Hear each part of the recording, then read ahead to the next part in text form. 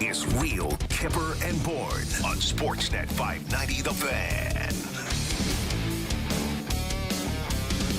And it's live, and it's in color on Sportsnet's YouTube channel. Sportsnet's now. Listen to on Sportsnet 590 The Fan, iTunes, Spotify. We've got you covered for a busy Tuesday night in the National Hockey League. 13 games on schedule, including the Toronto Maple Leafs visiting UBS Arena to take on the New York Islanders. We got a great show for you. Butch Goring will be joining us in about 20 minutes to tee up that game. David Amber, host of Rogers Monday Night Hockey on Sportsnet. He had a good one last night with the Pittsburgh Penguins and the Ottawa Senators, where there was an unlikely hero named Dylan Ferguson. You remember that name? No, do you? Yes. Oh. He was one of like 16 goalies that Vegas went through a few years ago. Yeah, You remember all those injuries? Yeah. I don't know if he actually played a game or not. I can't remember. He did. I know because he's played 2 games in the NHL, and his first was against McDavid, and his second was against Crosby. So decent opponents to start. So his win comes at the expense of the Pittsburgh Penguins. In the second hour, we'll bring in Rob Rossi, senior writer for The Athletic, based in Pittsburgh. Things are ugly in Pitt. Everyone, like all these teams on the cusp, Pittsburgh can't get a win. You know, who we look at, Winnipeg can't win. Flames can't win. Come on, someone take this thing. So we're glad everybody's on board here for the next few hours. Derek Brandeo, David Sisboom-Ba, and of course, the star of the show, Sammy McKee, will be leaving us tomorrow. I know. I'll be honest, I haven't been 1% jealous, and today I am suddenly very jealous. What do you got going? Yeah, I'm going to my good buddy Keegan's bachelor party for a few nights in Scottsdale, Arizona. Gonna play some golf. I'm gonna have a couple orange crushes, probably enjoy the sun and just have a good time. I'm really looking forward to it, buddy. Okay, I got to get this out of the way because we usually don't talk before the show. Like, we could sit for an hour and a half. Yeah. You're eating a chocolate bar. I'm putting.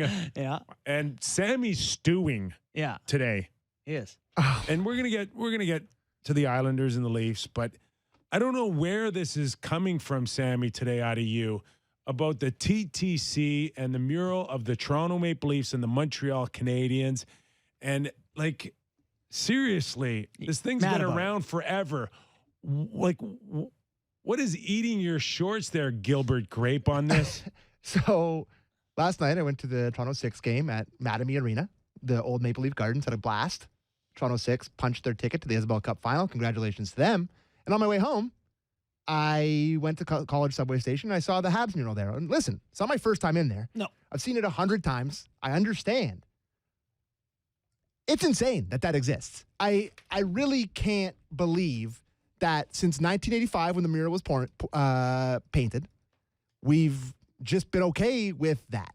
I can't imagine any other city in the world who's loves their professional sports team like the Toronto fans love the Maple Leafs would allow the rivals team painted, not like in a, make fun of jokey manner where the Leafs are like bashing their heads in or something. Or like a hidden spot in the town. They're beautifully immortalized, if you will, like enshrined, if you will, on the subway station closest to the old rink. It's mind-blowing to me. I honestly can't believe that that's allowed. Get rid of it. Paint over it. I couldn't agree more. Can you imagine? First off, it's a testament to the people of Toronto that mural is intact. Because can you imagine what would happen to a Red Sox mural in the Bronx? Yes. Or think of it like that. You don't even have to go to that extreme. Like, what about Philly, the closest one? They're like, let's put a picture of Sid up there. Sid? Yeah, it's insane. Okay, my first thought listening to all of this is, right, you need to get a life. Okay, that's the first one. A fair takeaway. Yeah, the first thought is like, oh my God, I can't even believe this is a conversation. My second thought is that it's based on the best rivalry in hockey. Okay. So the thought is Saturday nights you're getting off, and is it the Leafs facing south and Montreal facing north? If you have to know the details, they've messed up. No, it's on both sides, right? it's the Habs one is on the northbound platform, and Yes. it's pretty apropos. But they're Leafs going together. south. They are together. No, they're It's on not like opposite sides. It's not. It's the same spot. Yeah, but It's the same stop. so you It's based okay. on the rivalry. Okay, great. So go back to 1986. Habs good, Leafs stink. Horrible team, one of the worst teams in the league. And you go down to Maple Leaf Gardens, you spend your hard-earned dollars, you go down there, you watch the Montreal Canadiens wax your favorite Toronto Maple Leafs, and you're going to go north up to the north of the city. I'm going to go hop on the subway. Oh, great. There's the team that just waxed my favorite team enshrined on the wall. I'm urging the TTC to revoke your Presto card. No. Yeah, I Sammy's am. right. Give me a Sammy's lifetime pass. 100% No. right here. And This is the type of thing that's like, you're supposed to, you don't actually hate people from Montreal. That's not real, but it's sports hate. We're not supposed to celebrate their franchise in our city. Where's the celebration? The on it? celebration is they're there. They're on the wall. They're painted. So then Lance Hornby, who works for the Toronto Suns, worked there forever, he writes for them, and he sent me a tweet talking about what the history of it, and that the TTC initiated a project to have a mural done, and they wanted to have Habs and Leafs on opposite sides like it is today. And Harold Ballard said, absolutely no way are you using the Toronto Maple Leafs logo if the Habs are involved. And he was right. Bang on. He nailed it. Like everyone always says, Yeah. Harold Listen. Ballard had it right. Listen, The guy he doesn't that nail a lot had of things. 47 counts of fraud is right. He was right on this one. Yeah, I hate to okay. say it. He was right. Why would you let they're like you're Blind gonna squirrel and a nut. you're Something gonna, about that. You're gonna paint the Toronto the Habs in my subway station closest to my rink where I live. Yeah. I gotta see that all the time. I'm sure he took the subway all the time, Harold Ballard. But it's just anyways. I know we don't have to spend too much more time on this. It just drives me nuts. All right. Glad we did that. Just go down there with just a spray can paint and just do your thing. Yeah. Yeah, okay. Right? Oh, it's Sam The day McKee after of this Sportsnet conversation. behind Honestly, bars. this show would be a thing of If legend. anything- It would be admissible in court. If anything happens to that mural in the you're next so 24 on the or hook. 48 hours, This is Trump inciting the riot. They're This is- coming right at you, man. Right at you. It's true. Can If these someone words be construed as having been provoking? if someone wants to get it scot-free, Oh, yeah. today's the day. Sign it with your Twitter handle. Real Kyper and Bourne Show, Season 2, Episode 114, Exhibit A. The best part In is, Kipper, court. if they ever look for this episode, there's no way it's properly labeled. Yes, I mean, that's really good on your part. Oh, God. You just write down any number you want on our episodes. All right, That's not true. I keep track, kind of. JB, Yes. paint us a picture of tonight's game because Leafs are going 12-6 tonight. 12 forwards, 6 defense. Well, they're going in against a New York Islander team at a crucial point in their season, coming off a West Coast swing where they got 2 wins. You know, some people say coming back off the road swing like that, teams can be a little vulnerable. First game back at home. It's a good thing. Brody being hurt is the note of interest, I think, for defense. You got Brody, Shen, and Timmins all scratched along with Simmons. I think Brody's is just he blocked a shot. He's not 100%. Do we remember anything significant in the Ottawa game? I don't really. But he's in the way a lot. He's in the way a lot. So he got hit by a hockey puck, and they're going to give him an extra day, which makes some sense. Yeah, and then 12-6. I'm on board with that. I like it. Hoping it's not the last time they were like Brody's day today, and then he was out for 3 weeks with an oblique. So hoping they're being truthful this time. They sent Steves down. So of the 12, who do we have as the extra? Oh, McMahon. McMahon in with Lafferty and Nylander. Okay, so I like that. All right, let's go to Sheldon Keefe for our first Kippers, Whippers, Snippers of the day on the New York Islanders. Yeah. They're defending real well right now. Obviously, their goaltending we know is a real strength and foundation of their team. Gives them a chance to win every night, but just they're defending real hard and protecting the goaltender. So that makes them even harder to get to. It's a deep team that plays hard and structured, and obviously they're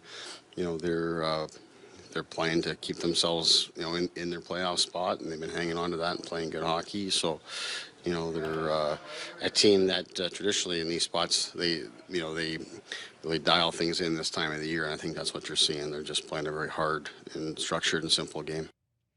It's almost as if when Sheldon talks about another team, he's got the same script, but there's only just that empty insert team here. Or insert compliment. And you can pick whichever one, but it's going to be, insert team, insert compliment. You know the format. The only question I have about tonight's game is, does Engvall score 2 or 3 times in his revenge game against the Toronto Maple Leafs tonight? Sammy. Yes. One for sure. I'm really looking forward. I'm just hoping somebody plows him. That's like someone hits him or someone tries to get in his face and he just does the classic thing that he always does. He's done a great job all these years of avoiding contact. I was going to say, what makes you think tonight's the night? Can you remember him ever being hit hard? Honest to God, can you ever remember Pierre Engvall taking a big shot? No. I don't remember him throwing one or hitting it. Since he's gone to the Islanders. The neck is like a lifeguard chair. He can see everything from up there and he never gets hit. And since he's gone to the Islanders, he has, in 7 games, he has 5 points, which you talked about yesterday. It's nice, +2. And I go over to the other stats. How many shot blocks do you think he has in none. 7 games? 0. How many hits? Also none. 2. He's 6'5", 220. Get in the way. There was a part of me where I was really starting to accept him. Well, but that's the thing is, you're right, because he's never going to be different than this. But he actually started to show signs that Kyper. No, I'm not hearing this. We drove this guy out of town. I'm not hearing this. I am speaking. This is like role reversal, Freaky Friday here. Right. But I started to accept him more of a today's 2023 player in the National Hockey League. That it's a lot of these guys you can't light a fire underneath them, but the guy is 6'5", and he could skate, man. Hey, can you imagine having more tools at your disposal and doing less with them? Like, you did what you did for a career, Nick, at 6 foot and 205 I know, pounds. but that's apples to oranges. And I just think that he could be a legit 15, 20 goal scorer. He's got 15 right now. Okay, so he'll hit 20 maybe. Maybe. So that's a good thing. I know. It's a good thing. I won't hear this. I was having a drink of water. I won't hear this. No. Yeah. Come on. Come on. We crapped on this guy for his playoff stuff. I've been with this man for 2 years. And he hasn't had one this is too big day a where he said that zag. about Too Pierre big a Engvall. zag. I can't handle the zag. I will not hear this about Pierre Engvall. All right. We're zagging too hard here. All right. But listen. I'm not overly surprised that he's doing well there. He's effective. The one thing that's different with him is the Islanders badly need depth guys who do good things, and he does good things. His ice time since he's been there, I'm trying to look at what it was in Toronto, but he's always around 13 minutes per game. He's playing 15:51, 15:58, 15:30. Like, they're using him. Flex Seal. No, we already have one of those. Yeah, he's Scotch tape. He's the Islanders Flex Seal. He's a thumbtack. Sticky stuff. Yeah, exactly. He's not quite the We're same. down to bobby pins now, I think. So I get it, but he's going to score tonight. Brace yourself for that. Oh, absolutely. Rip it in the net. Blow by Shen or someone they just acquired. No, Shen's not playing. Shen's not in, so. Shen's not in. So can I ask you about that? But him not being in? Yeah. You surprised that he's, they're not I feel like he's going through a bunch of stuff with the newborn, family in Vancouver. No, he got back in. He's not going back out. You think he's going home or back to Vancouver? I don't know. I would. Is he not? I don't know. I hope that's not the case because you got to start really being around guys. This is not like a part-time job here. You're that supposed kid will to be, never remember anyway. You're supposed to be around each other. You're supposed to be getting together. More bonding now than ever before to hit that stride in game one. I hope that's not the case, that guys are bouncing back and forth and Samsonov's back in. I don't think his wife's had the baby yet, right? No, she has. Samsonov? Samsonov. Oh, Samsonov. Yeah, Samsonov. Yeah. No. They're still waiting. Still waiting. God, they're asking about kids a lot. Like, they were asking what the protocol is about them down there. And they're like, well, I know those guys, and they'll let them do whatever they want to do in terms of being there and being around, I'm sure. So But like if he's mid-game, Oh yeah, just throw Matt Murray in there ice cold, season on the line for him. they do it. Shen's out. Mark Giordano's in. Let's go to Sheldon Keefe on managing his ice time, his minutes. It's more just us doing what we can to manage it. We have had to utilize him more throughout the season. He just with the number of injuries that we've dealt with, and now we're in a spot where we're healthy and have more depth than ever. So we can just be smart with it, but not as we've talked about. It's not just him. We've talked to our entire decor about looking for opportunities for them to stay involved and not have to sit for too long and get everybody in the mix and at the same time ensure that they, like Brody's case here, that they don't have to play through anything at this point in time. I think that's one of the luxuries that we have with the fact that we've got certainly 8 and even 9 with Timmins here, very capable NHL defensemen that can step in and we shouldn't miss a beat.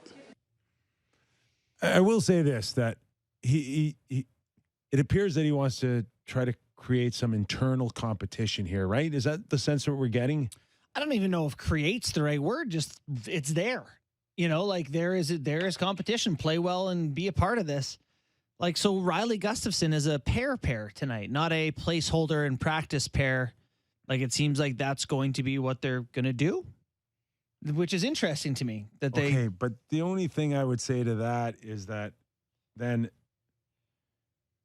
you strike lightning here and they're great together, then they're a pair. I know. That's your top pair going into game 1. But then it's not.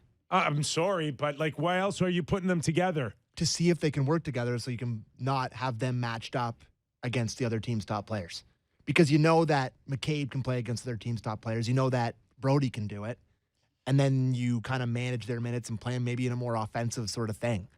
But, to Kip's point, I often think that, like, do you want to try something that, let's say it works, puts you in a bad spot long term? Like, I can't see the Leafs wanting Gustafsson in their lineup as one of 6D while Shen's out or Brody's out or Gio's out. It's top 4.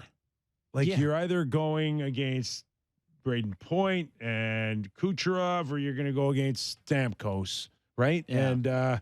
And probably Killorn, or I don't know where Tanner Jeannot falls in, but like that's a big assignment for Gustafsson. And they obviously think.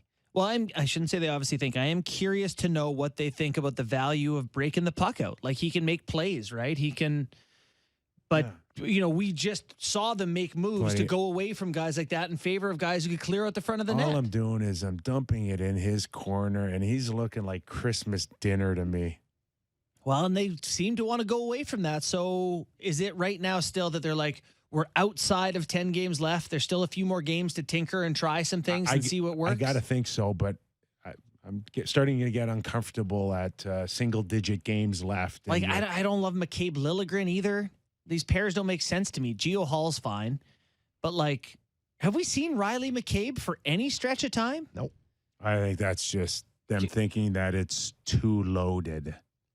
Too heavy, like, in terms of the rest of it then? Yeah. Worry about the rest of it. Yes. Yeah.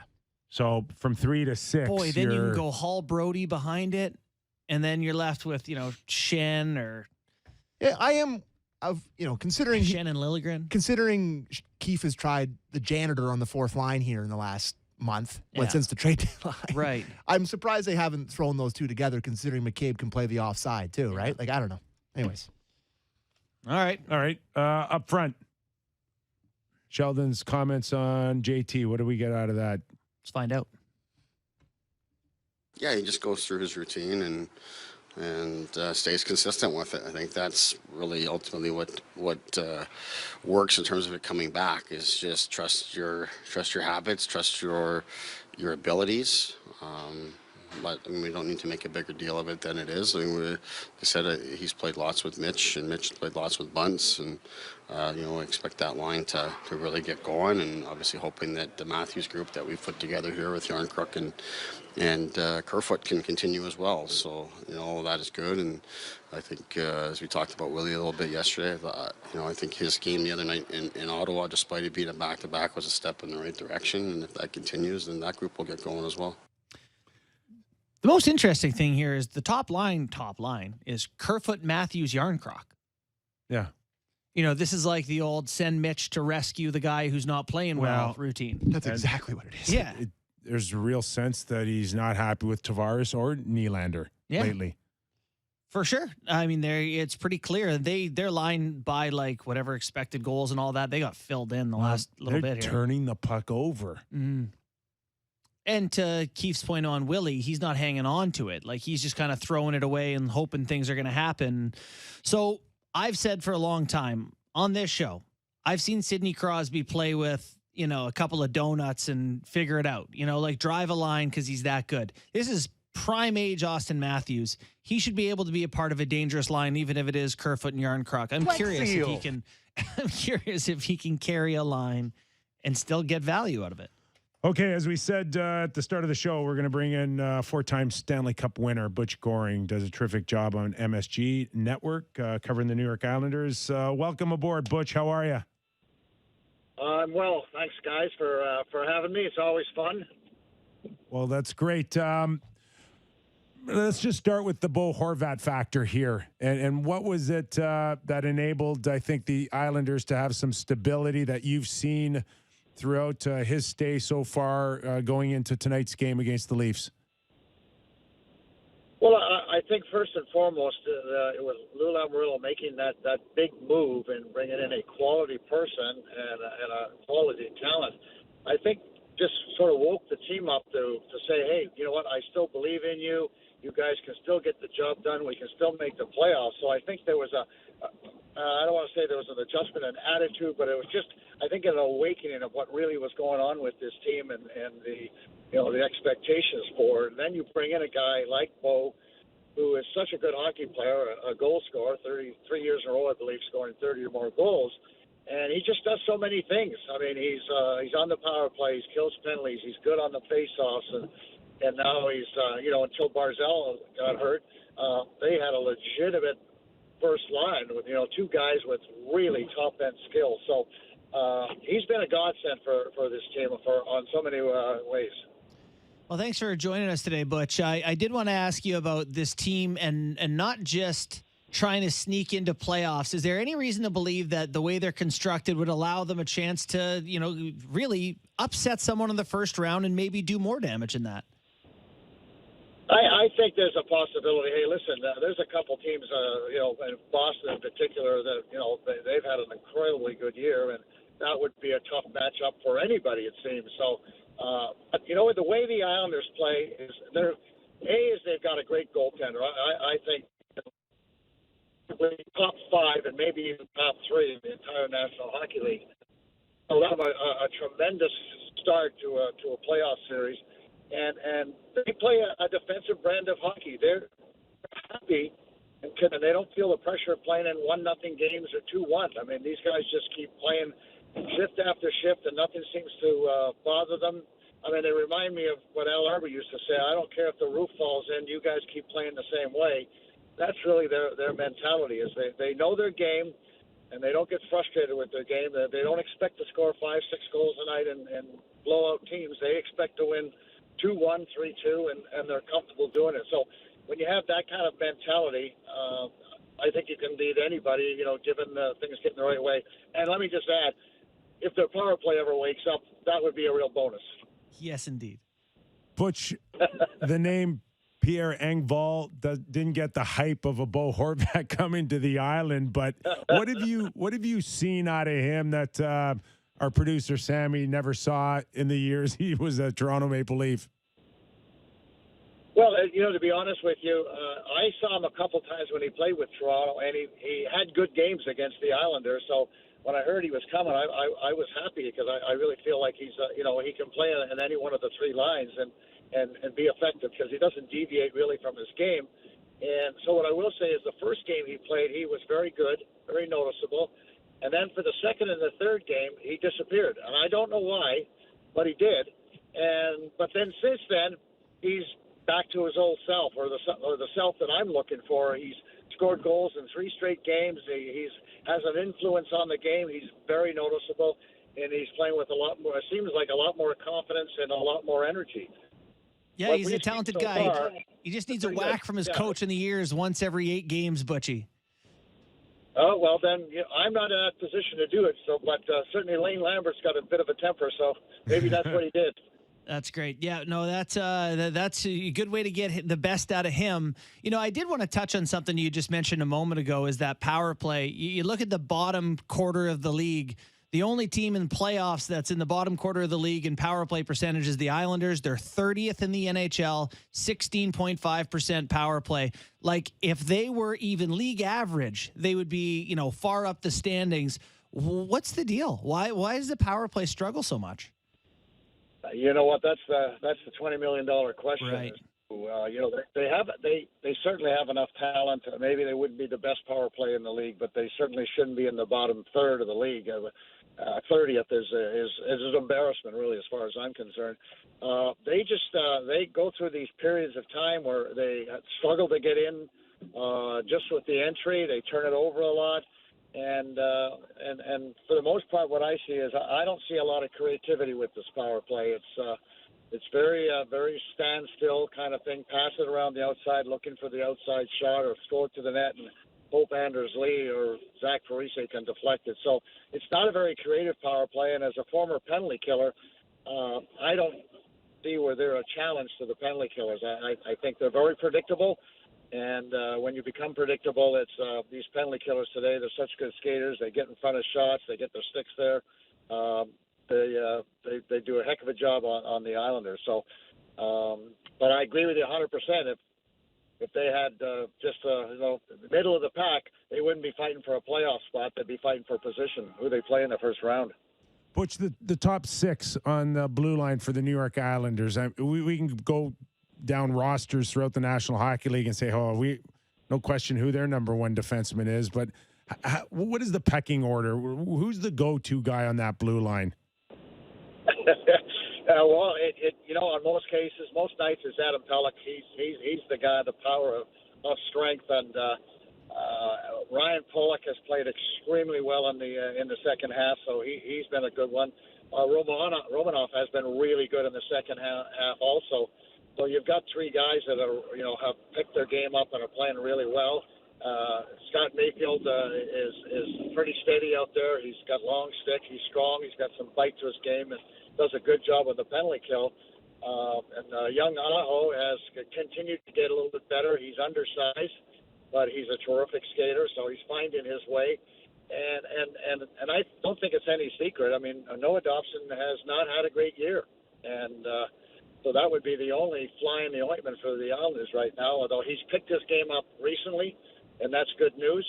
But they don't have, Pelech and Polak used to play together all the time, and that was kind of the number 1 pair. But Coach Lambert decided to make a change, and he's sort of balanced things off through the 6 of them, which it seems to have worked out really well. It seems to have just given the defense a little more balance and in different areas. Does Lou have it right with valuing older veteran guys, you think, compared to the rest of the league? I look at guys like Zach Parise or, Pajot, Palmieri, some of these guys that, very good players and have had great careers. Some teams may think they're, past their best before date, but Lou seems to really put a lot of pride in these guys who've been through it, and they're mature professional guys. He gets the most out of them. There's no question about that. I mean, Zach Parise is one of the best forwards we have. I mean, you talk about 18 seasons and 1,100 games, I believe he's got, and over 400 goals. And he looks the same thing almost from the day he started playing and when he was an 18, 19-year-old. I mean, nobody works harder, nobody competes harder, and nobody is more consistent. So I don't know what Lou sees in these guys, but he's got some magic because the veterans on this team have played very, very well. And like I said, if it wasn't for some of the injuries and the power play, this people would be looking at this team with a little different perspective. We're talking to Butch Goring, 4-time Stanley Cup winner and broadcaster with MSG. Hey, Butch, you've been around this team a very long time, and you've seen players come and go, including some from your dynasty that got traded off and then returned. Where does John Tavares, coming back as a Toronto Maple Leaf time and time again, rank when it comes to the drawing emotion from New York Islander fans? Yeah, well, he might be number one. That's what I figured. And just the way things, I think, worked out, and with him apparently, and I don't know this for a fact, I've never heard this, but him saying he wanted to stay on Long Island and become an Islander, and I don't know if that is true or not, but was out there, and so that irated the fans. Obviously, losing John and not getting anything in return, was a tough deal for the hockey team and the organization. So I guess there's a lot of reasons you can dislike John Tavares. I mean, the only thing I will say is he was a great player when he was here, and I have nothing but respect for the way he played. But would I like him to stay on the island? Yes, but you know what? That's why you got a thing called the free agency, and you can do whatever you please. And who could blame anybody for wanting to play in their hometown? Yeah, that's fair enough, Butch. I was hoping to get your thoughts on a couple of teams in the playoff race with the Islanders. They're, in tight, coming down the stretch here. The Pittsburgh Penguins lose a big one last night. The Panthers are kind of climbing up. What are your thoughts on the Penguins and the Panthers, and which of those teams maybe would concern you a little bit more?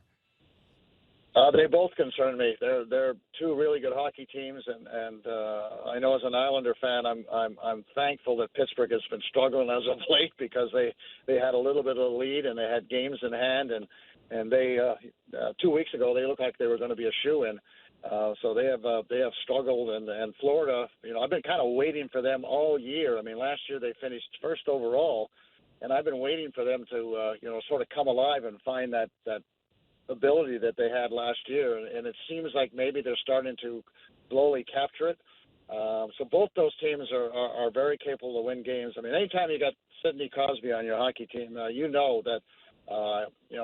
he's missed the playoffs once, and that was in his first year, I believe. So what kind of a competitor he is, and what kind of leadership he brings in that dressing room. So they're going to fight right to the bitter end. So the Islanders, they've been playing really good hockey, and they've just got to continue to do that. And, the old cliche, you just got to take care of your own business. And if you do that, well, then you got a pretty good chance.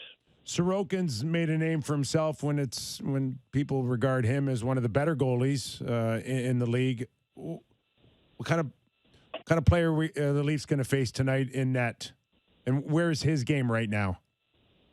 His game has been remarkably consistent, and he's a guy that can win a game on his own. I mean, he leads the league, I think, in shutouts, and if he was playing with the Boston Bruins, he'd be an absolute cinch for the Vezina, as Ullmark is right at this point in time. But Sorokin should get votes as a Vezina trophy winner just because he's been that good. I mean. His record isn't as good simply because his team hasn't been as good as it needed to be at different times. But, making the playoffs and a chance to win a playoff series, if you got a goaltender like Sorokin, you have a chance. Hey, Butch, really appreciate your time. Have a great call tonight. Thanks, guys. Appreciate it. Be well. Thanks, Butch. Butch Goring on the New York Islanders. You know that market well. Yeah. Grew up in it. They're going to kind of take their foot off the gas pedal a little bit on old JT? On JT?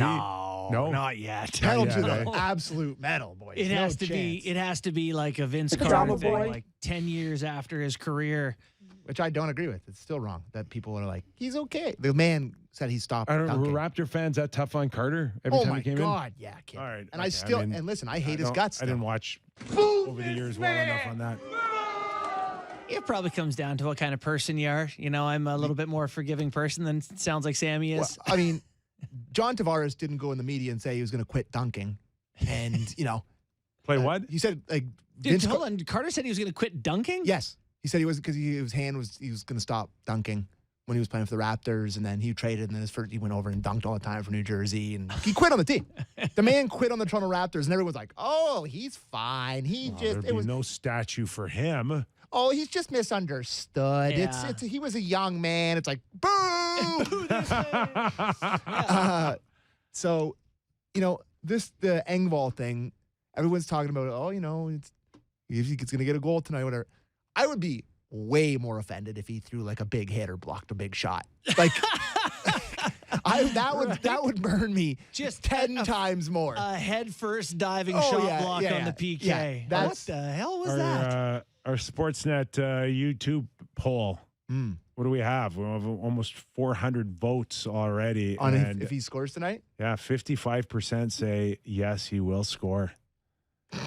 I just think they're scorned because every former guy, like, the Leafs made it out unscathed against Colorado when Evgeny Malgin, a.k.a. Dennis Malgin, who is now, I just got this sent to me. Jared Bednar talking about the confidence in Dennis Malgin. Yeah. I think he wants the top line minutes. I think he's a guy that likes to be playing and make plays. He's gone from the fourth line to the third line to the second line. And last night, he was on the first line. He also went on to compliment his defensive play. The Malgin. Like, could he just go to another team and just suck and be gone? No. Yeah, go to Davos. Go be gone. Once Kyle resigns in Toronto, he's coming back for a third time. Listen, this man. I would not rule that out for a second. I can't. He But he's going to pay more. likes him. $1.1 million, though. He's got to pay more. No, that's going to have to pay more now. Yeah. Because he's lighting it up there. But, like, it must burn him so hard that his son couldn't figure it out here. I think he wants the top line. Oh, whoa, was that me? Yeah, it was you. I'm hearing the instant loop. What's going on? Yeah. Here we go. Malgin's lighting it up, and Engvall's going to just blow up Matthews tonight. Do you know how many Dennis Malgins I've had in my career? There we go. That is an awesome drop in there, Monte. There we go. So one guy who is not filling the net like Malgin is Willie Nylander, and didn't stop his head coach from really talking about what he wants to see out of him the other day here. Yeah. How do you think he responds? Tonight he's playing with third line. Yeah, it's Lafferty and McMahon. Yeah. How does he respond? Well, this is Matthews got yarn foot and Hercroc. Like with all due respect, those two guys he's playing with ain't helping him get to 40 goals. No. Well, no. You're right. That's more of a grunt line, no doubt. It's grunty. They're going to need him to shoot it in. I'm asking you, how is he going to respond tonight? Piss and vinegar? I mean, he's never been full of those things on any given night, but if he can, you just want him engaged, right? You just want him to be a part of it and be going. So, those guys he's with tonight, good skaters both. They both get in after the puck. They both get it. If he can have the puck, we've talked about there's not enough puck to go around when you have a bunch of superstars on the line. Well, Willie, have it all night long, pal. It's yours. You know who's got a better chance of scoring than Engvall? Is it me? No, McMahon. I think so. You calling your shot here, Kyper, tonight? McMahon first career goal?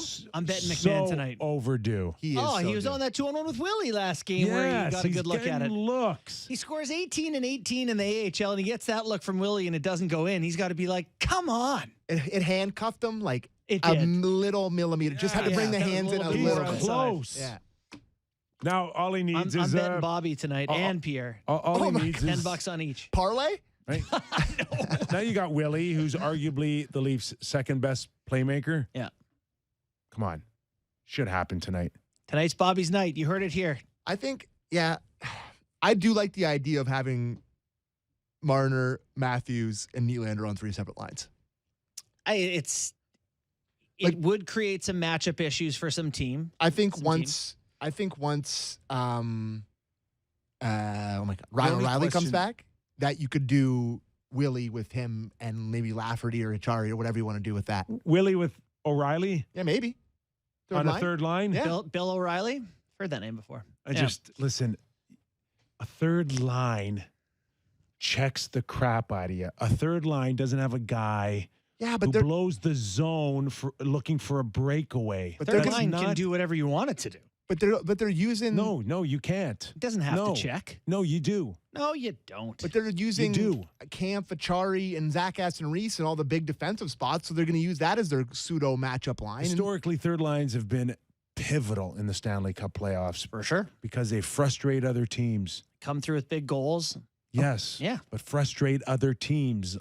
Not your own coach. Okay, so Willie's No. Willie's on the fourth line then. He's on the fourth Well, line. that's it. It's semantics Yeah. to me. It's like you need good lines. Is that a good line? Okay, we've solved nothing. No. Nothing. Zero. David Amber's going to settle us solve- all of this for us. Help us solve nothing. Host of Rogers Monday Night Hockey on Sportsnet. We'll get into his game last night, plus so much more. You're watching and listening to The Real Kyper and Bourne Show.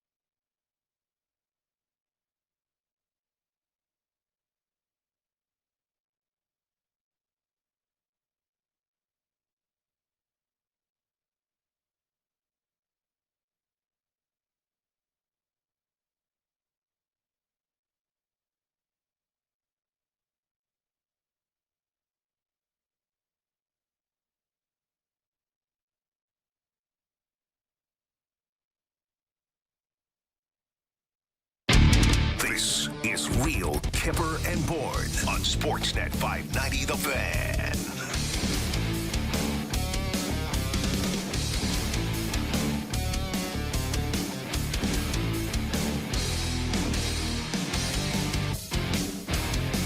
No, I don't work. Oh, you do? I actually work quite a bit, just not on All right. television. Is my next guest ready? All right. We all know what Howard Cosell did all those years for ABC on Monday nights with football. Yeah. Well, this man's doing the same for Sportsnet on Monday nights. Right. Been a staple since I started working here. Right. What are we doing here? So let's bring in the man, the myth, the legend, David Amber. Oh, man. I preferred it when you didn't know what night I was on. You hadn't seen me on TV before. You weren't sure who I was. Buddy, I'm locked in. Now you're doing the Howard Cosell bit on me? Come on, Kyper. You're killing me. Listen, Thursdays, we know it was Cheers, Friends, Seinfeld. Mondays, we know it's you. All right. Well, we're gaining some traction. No, come on. Last night, buddy, you had me all night watching Pitt, Ottawa, and Dylan Ferguson get the job done. Now, I know it's house money now for a guy like that, but what he did was still fairly impressive. It was amazing. I love those stories, even if he didn't, have a 48 save first ever start in the NHL. Basically a huge win for Ottawa and a tough loss for Pittsburgh. Even if it wasn't under those circumstances, I just love a guy who gets drafted 97th overall. He's on his fourth NHL club. He's been up and down through the AHL, ECHL. As he said post-game to Kyle Bukauskas, he said, this whole year I've had 48 games on a PTO. I mean, think about that. This guy's just trying literally to get any opportunity to showcase what he can do. And in that setting, on that stage, to walk in and, deal with Hall of Famers, Malgin, Crosby, Letang, and put on the performance you did, it's just such a great story. I loved it. It was really cool. Like, every now and again we do something in sports, guys, and we're following a storyline, and it's a very cool human interest story. And last night was one of those stories, courtesy of Dylan Ferguson. At the same time, DA, I heard that, and I was like, 48 games on a PTO. Like, that's not right. It doesn't seem very fair to me. Seems like a pretty good goalie. Yeah, well, he was just with the Leafs organization a month ago, wasn't he? Like, that was the last thing I read about him, was he drafted by Dallas. He went to Vegas. He was an emergency fill-in for 9 minutes for Vegas one game. That's his only NHL appearance previous to last night. And then he was I think he somehow meandered from the Leaf organization to the Senator organization, and literally he's just been bouncing around in the AHL and ECHL. So it's really, really cool. Yeah. And, you get to see he was so focused last night. And, it was funny. Anson Carter said last night, or maybe Keith said, this could be the next Hamburglar. And we were like 40 minutes into his NHL career at that point. It would be a great storyline if he can continue. I don't know if he's starting tonight.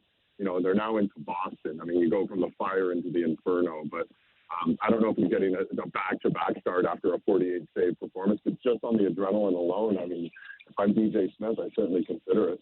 Yeah, no kidding. Hey, DA, it was kind of a foregone conclusion before Christmas that NHL playoffs include Crosby and Ovechkin.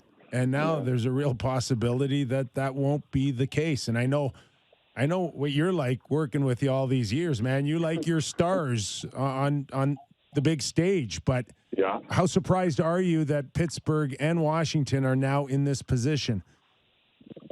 Well, you know what? If you'd asked me at the start of the year, is it conceivable that one of those two teams, and maybe even both, don't make the playoffs? I might have said, I could see that happening because you have these up-and-coming teams, whether it's the Senators or the Sabres, et cetera. But if you'd asked me, 6 weeks ago, based on where Washington was in the standings and where Pittsburgh was, I would have said, no, of course, at least one of them and probably both of them will make the postseason. So this is a huge shock. Pittsburgh's consistency has been one of the great storylines in all of sport. I mean, no North American pro sports team has a longer stretch of consecutive playoff appearances currently and 16 straight by Pittsburgh. I mean, think about that. I know they have the 3 Stanley Cups, but it's also they find a way to get into the postseason essentially almost every year of Sidney Crosby's career. So the idea of them not being there, it is a bit shocking. And Washington, it's really, I think it's been just so many injuries for them, right? And maybe this is a bit of a turning over on that roster when you think about Nick Backstrom, you think about the injury to John Carlson, even OV, who's never missing games, has missed, a series of games with his father's passing away and with a lower body injury more recently. So maybe there's a bit of a changing of the guard, and you see these teams like New Jersey.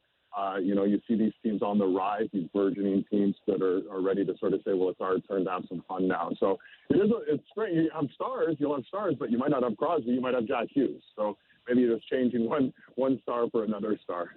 Yeah, with no stars or different stars in there. I know another thing that you like to keep tabs on is our Canadian clubs. Boy, Winnipeg's trying to give it away. The Flames keep tripping over their own shoelaces. Like Ottawa had a moment, but then fell behind. You okay? What are your thoughts on these Canadian teams? Who's going to get in? Oh, man. Well, now you're depressing them. I know. Yeah, sorry, pal. Come on. Didn't we talk about this? I told my therapist said we shouldn't talk about it, right? Stay away from the subject matter.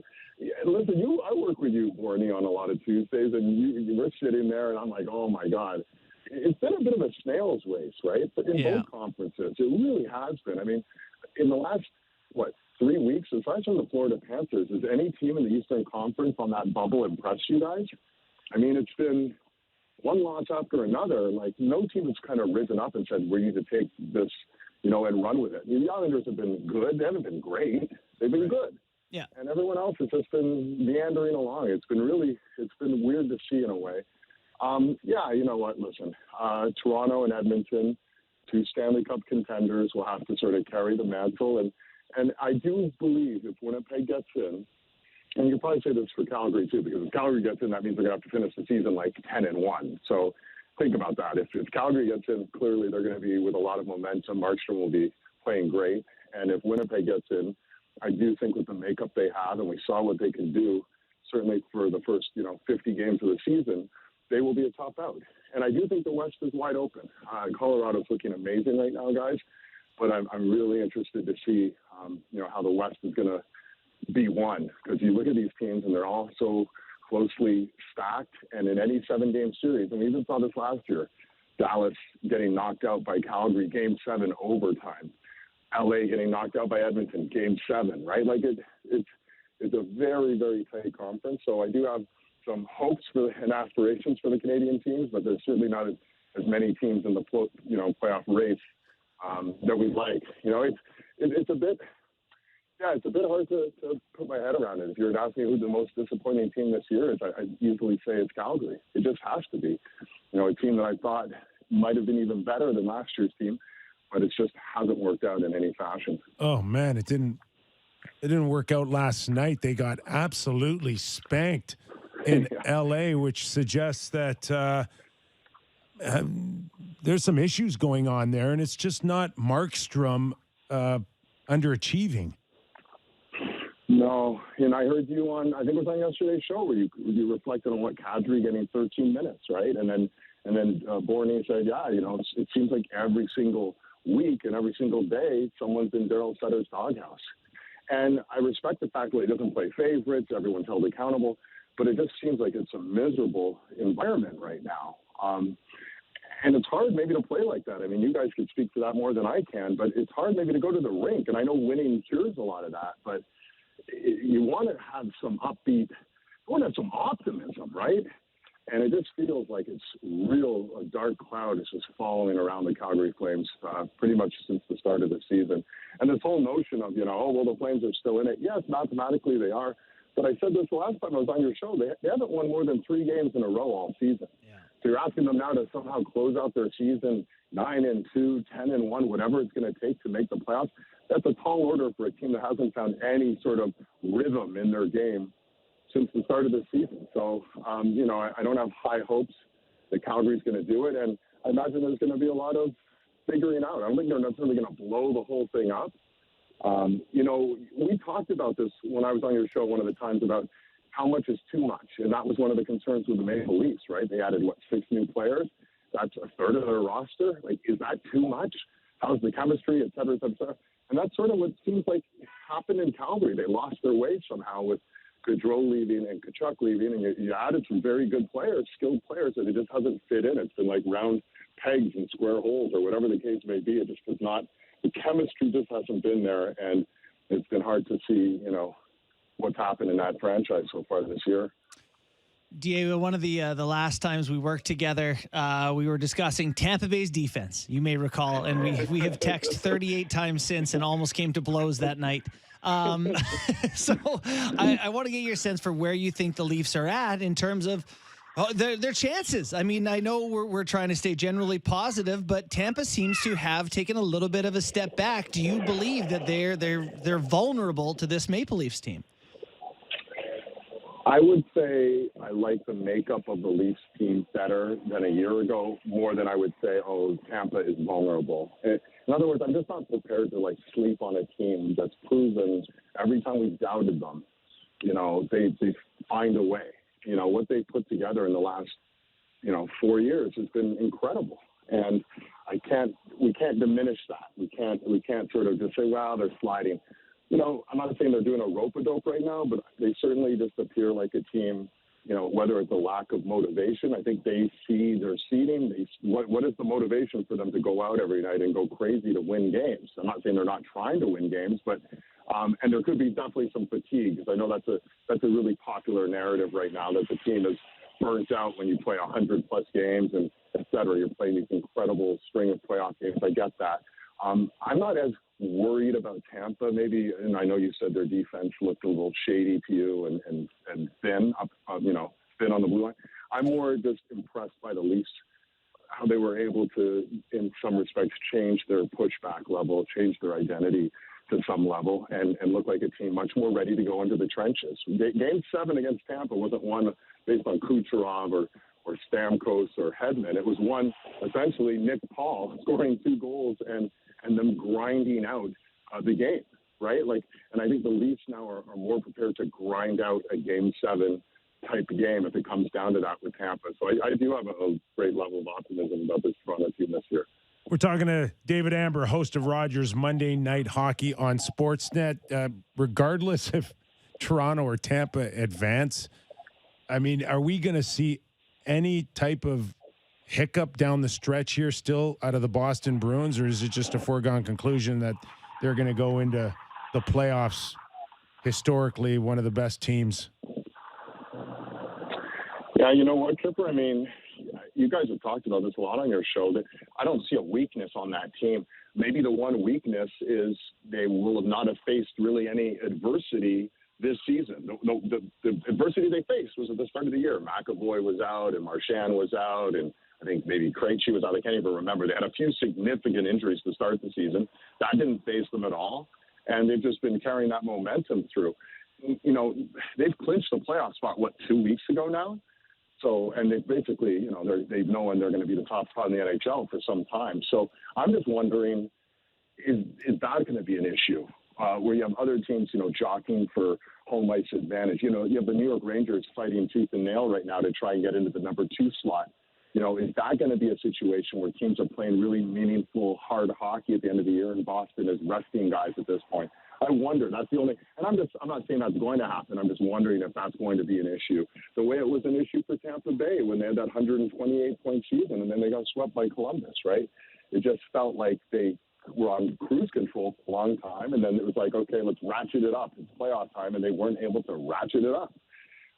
So I don't know. Listen, Boston looks great, but history says what? I think only a handful of times in the last 10 years has the team with the best record won, the Stanley Cup. I mean, Florida had 122 points last year, and they didn't last very long in the playoffs, right? So, Boston looks like a very solid team, but I think there's incredible parity in the league this year. Nick, your Cup team was a President's Trophy winning team, I believe, right, in '94? Yes. Yeah, I mean, did you feel but you had some adversity, you guys added some players at the trade deadline, there was a little bit of, and you had Mike Keenan there, making sure, he hated he hated our regular season team, even though we were in first overall. Tough crowd. So, I don't know. To me, this is what's going to make this tournament, and we'll call it a tournament, but the Stanley Cup playoffs are going to be exceptional. The first round is going to be, our minds are going to be blown, I imagine. There are, to me at least, I don't know how you guys feel, but if there's 10 teams that if they won the Stanley Cup, I'm not shocked, right? Like, yeah. I wouldn't be, blown away if even like a team like LA, as much as they sleep and they're under the radar and no one really talks about them, they have the best record, I think, over the last 6 weeks of the season or something. Yeah, New Jersey, Vegas. There's a lot of teams you'd be like, yeah, I could see it. Yeah, Edmonton is 19-5-5 in their last 29 games. I know they're a flawed team. I know they're going to go into the playoffs with Stuart Skinner, an unproven guy with no playoff experience as a goalie. I get all that. But at the end of the day, Ekholm has filled a huge void for them. And they have he was good last night, too. Just two big goals. Oh, my God. Yeah. He stepped in on that, slap shot from 8 feet. Oh, it's fantastic. Playing from your tee boxes, DA. That shot. Yeah, that's where I need. That's where I need to be hitting the tee shots from, right? I want one up from the Reds. Wherever the Reds are, I want one in front of that. For sure. I'm with Kyper. He knows. Hey, JB, did I ever tell you the time I jimmied the water fountain in the CBC building? We had a makeup room. No. Where we had a water fountain in the in the makeup room. Yeah. Like any water fountain you'd find in a high school hallway. Yep. But I could jimmy it so when someone goes to get a drink, it comes out like a fire hose. You get DA pre-show or what? Well, buddy, he looked like he just got electrocuted. Oh my God! Yeah, Kip, you have to. When you work with Kyper, you have to be on high alert. This other thing where I'm just sitting there, I'm watching the games, I'm listening. I think I'm eating popcorn, minding my own business. Comes up right behind me and smashes a paper bag. Right, there's a bomb going off. I jumped about 4 feet in the air, and Elliot's taping the whole thing. I'll find it. I'll send it to you, JB. You're getting bullied. You're getting bullied. I'm not surprised to hear this. You're getting bullied by Kyper. Yeah, pretty much. We had some good laughs. Yeah, for sure. we sure did. Hey, DA. Keep on your toes. Yeah. Great stuff today. Thanks for joining us, man. Yeah, anytime. Thanks for having me on, fellas. Enjoy the game. All right, he is David Amber of Monday Night Fame on Sportsnet. Do you want to, before we go to break, just get Sheldon Keefe on playing good teams down the stretch? I think that's a worthwhile. Because they're going to see one tonight, I think, for sure. All right. Yeah, the opponents demand it. We've played a lot of good hockey teams here of late, whether it's teams that are firmly in but are at the top of the league and have, a lot of elite players that keep you on your toes, or teams like, an Ottawa team the other night that's desperate and fighting for their lives. And then you got a team here at the Islanders that have, really done a good job of putting themselves in a good position, and obviously they want to hang on to that. So another important, tough road trip here for us in terms of the volume of games, the quality competition, all that. So you want to get off to a good start to it. And David Amber just talked about it moments ago. Like it's unpredictable here because we're seeing some teams limp. Mm-hmm. We're seeing some guys that should show up that don't, like Calgary. Like, is there a bigger game of their season than last night to go and push Winnipeg? Also, nothing. Well, and that's that. It's not just losing; it's losing like that. Like it just looks like something's wrong, right? Today they play again tonight. I think in Anaheim. Whew. But you need that one tonight. You shouldn't use an excuse like you're fatigued or tired. Like that shouldn't come into play. It's not like the other team hasn't played 70 games this year, So you got to think that the Islanders are a very desperate team tonight. You got to think that it's just a foregone conclusion. Hey, at the end of the day, they just may not have the game breakers to keep up with Matthews and Marner and Nylander tonight, but they should be able to. At the end of the night, you should be able to go, hey, listen, they fell short. They're just not. There's something not there, but effort-wise and focus and all of that should not be an issue. What I like about it for the Leafs, like I think it's important to play some good teams down the stretch, teams that are really giving you their best efforts. You're going to get that from the Isles tonight. But what I like about it is the Isles protect the middle pretty well. They got, he mentioned Pellick and Pollock and Dobson, he said, hasn't had a great year, but, they got a number of D-men that really do defend well, and they're going to make it a challenge to get to the inside. That, to me, is the defining thing with this group of Toronto Maple Leafs, is when it gets hard to get to the front of the net, do you have people who get there anyway? In the past, the answer's been no. Maybe tonight is not the be-all, end-all for proving it, but we're getting to that time of year where it's prove it time. And I know you guys will call me Superfan Sammy for saying this take, but it's one I believe in, that the Leafs don't get a lot of off nights in terms of teams' efforts. I agree with that. The Leafs are a marquee franchise in the NHL. Yeah. The most covered team. Most covered team. Yeah, at times the most hated. At times, I would say the most loved and most hated at the exact same time. They hate us because they ain't us. Correct. But I think I do think that the Leafs have to play a lot more high intensity games than a lot of teams do. Yeah, I don't know if that's nuts, but no. I truly Listen, believe that San Jose gets some sleepier teams over the course of a season. Yeah, like the Leafs have to, I don't think Ottawa is playing the way they did on Saturday night if they're playing, the I don't know who. I just think a lot of these guys too know that, the voters for trophies, the people who judge them and talk about them, there just is more in this market. And it's half the league's hometown too. Right. Like everybody comes back here and their grandpa's in the crowd eating Timbits. We gotta for old Meemaws out there, we gotta go prove it for. So not to get ahead of ourselves here, but after the Islanders are looking over their shoulders tonight with Florida and Pitt, then you got Florida on Thursday. A couple of good matchups this week. Who saw that? I for one, did not. I had Florida dead in the water.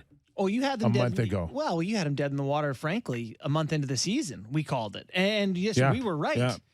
And, they are finding it here a little bit of late. Are they? They're also finding it because everyone's falling around. Yeah, everybody's nobody's running away with it either. That's the Tiger Woods victory where, you don't always have to be the best if everyone's falling down around you. Kind of like Scotty Scheffler recently. Everybody just kind of falling back. And he's like, I'll just be a couple down. I'll just keep making birdies. Yeah. I think, remember we were having the conversations about them trading that first round pick and it being in the Bedard sweepstakes at one point? They were way down the standings. That's right, too. Forgot about that. It was Montreal as their pick. Yeah, they were fifth or sixth worst team in the league at points throughout this year. Yeah, if you're the Habs, you don't love the push they're making. I will say that Florida Panthers, the one thing about them is they do have some unique characteristics. They're not like an average team that's sneaking in. They are among the elite offensive teams in the NHL. It's the Oilers. It's basically the Oilers in Florida offensively. Devils, too. Barkov and Matthew Tkachuk there obviously now, but they had some guys that did it last year. So yeah, and that shouldn't come at a huge surprise. No, I guess not. I'm just looking at a Sport Logic graph of expected goals for and against. Florida grades out pretty darn well. They're still a pretty good team offensively. Not great defensively, but good offensively. It certainly happens that helps that you have Matthew Tkachuk just having an unbelievable season. I feel vindicated saying that they won that trade when it happened. They absolutely won that trade. Getting Tkachuk. Yes. Yeah, they got a top 10 guy in the league in that trade. Tkachuk's been unbelievable. Excellent. Yeah. Well, his job was to drag him into the fight, and he did that from day one. What's he got, 100 points this year yet? Where's he at? He's high. I would say he's in the 85-point range. Yeah. Matthew Tkachuk has 95 points. Oh, so 10 more. Fourth in the NHL. Yeah, that's unbelievable. And considering the way he plays, too, that's two more than Pasternak. He's ahead of McKinnon, Marner, some players. What's he making? 9.5. I think under 10, but it's considered Florida money. It's like $20 million in Florida. So he signed a 8-year, 9.5 contract. He signed it with the Flames. They traded him after they signed it, so he could get the extra year. But that's an awesome contract. That contract is never going to look bad. Agreed. That's a great deal. Love the guy. And it's like making an extra 2, maybe more. Yeah. In New York. Yeah. I don't know about Toronto anymore, but cost of living, taxes.